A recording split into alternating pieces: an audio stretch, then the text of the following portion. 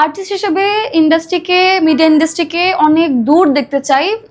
বাংলাদেশ অনেক বেশি পিছিয়ে আছে, ভয়ানক পিছিয়ে আছে আসলে। এবং শাকিব ভাইয়ের কথা যে জন্য আমি বললাম, শাকিব ভাইকে যে কারণে আমি আসলে আইডল বলি, আইডল মানি মনে প্রাণে, উনি বাংলাদেশের মিডিয়া ইন্ডাস্ট্রিকে ঠিক সেভাবে পরিণত করতে চাচ্ছে যেন আসলে ইন্টারন্যাশনালি আমাদের বাংলাদেশের কাজগুলো প্রেজেন্ট হয়। সো আমি নিজেও চাই বাংলাদেশের কাজগুলো ইন্টারন্যাশনালি ভাবে প্রেজেন্ট হোক, সেটা যে কোনো ক্ষেত্রে।